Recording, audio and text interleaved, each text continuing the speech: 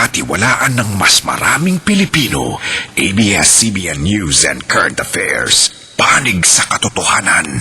Panig sa bayan. Karong adlaw sa Maayong Buntag Mindanao, unang adlaw sa Nutrition Month. Healthy food options atong sayron sa Consumer Watch. Mga residente sa Exodus Wireless na sab ang bisitahon sa atong sugod bahay team. Sa News Patrol, duha patay ug duha samaran sa mga suspetsyadong drug pushers. Mga pulis, samaran sab. Rodrigo Duterte nanumpa na isip mayor sa Davao City. Mga mangingilad sa text, sakpan sa NBI. Ug bayan mo ipatrol mo. Apil sa gipasalamatan sa Ateneo Blue Vote sa malampusong pagbantay sa eleksyon.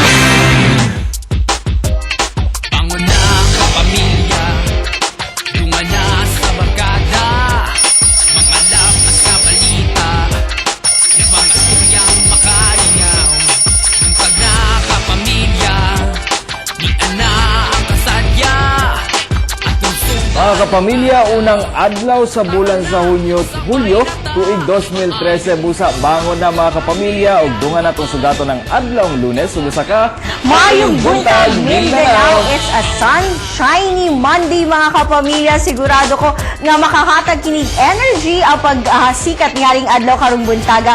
Hilabi na mga kapamilya kay Lunes karon kinahanglan mahimot ang productive busa para sa mga estudyante, mga chikiting.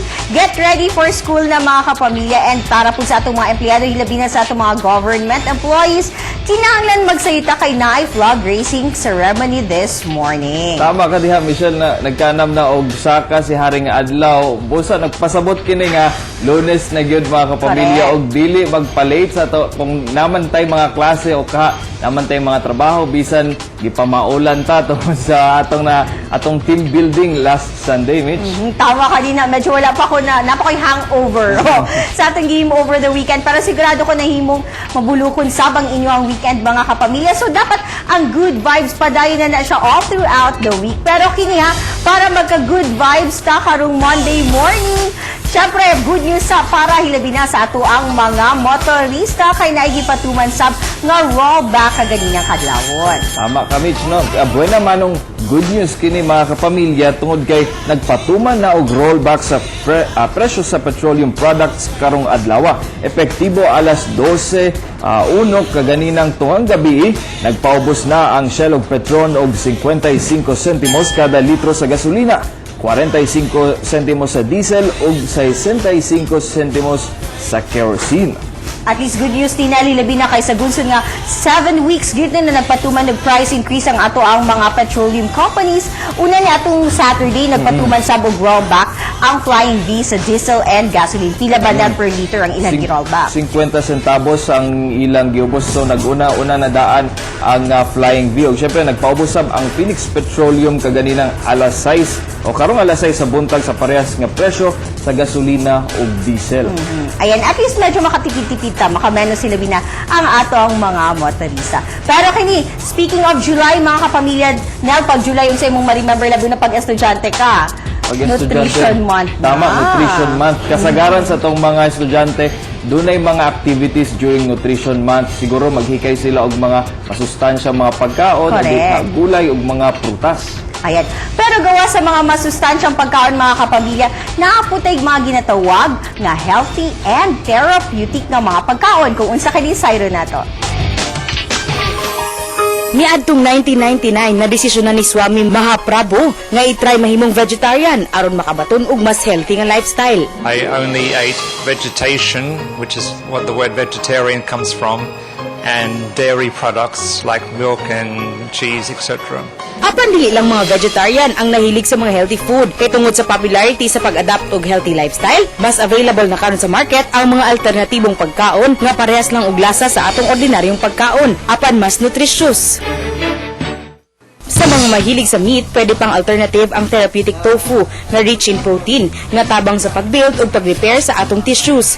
Naasay whole wheat gluten, na rich in vitamin B complex nga good para sa atong immune system. Ang pansit nga ever-present sa atong mga okasyon, na ana sa healthy variation. Ang wheat pansit nga anti-inflammation ug rich in fiber pa. Sa mga lactose intolerant o gusto og mas healthy nga gatas, soya milk ang angay ninyo. Nga dili lang makapagwapo sa inyong skin, makatabang sad para sa mga nay hormonal imbalance. Ang advantage sa therapeutic food because it is really natural. Wala na bitaw daghang pag-process. Kanya nakagwapo sa, we call it therapeutic foods because kung wala siya side effects sa gakaon.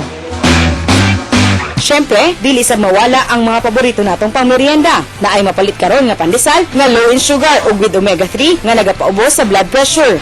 Sa mga dili gusto og fatty burger, worry no more kay naay vegan burger nga same lang ang lasa sa burger na atong ginapalit. Nasa siopaw nga combination of tofu ug gluten ang fillings. Dapat ang tanang nutrients nga dapat kikinahanglan sa tao, ma-replace mo by eating this plant-based food. Siyempre, aron mas ma-achieve ang healthy lifestyle nga inyong gusto, gawa sa healthy diet, apilan sab kini og exercise.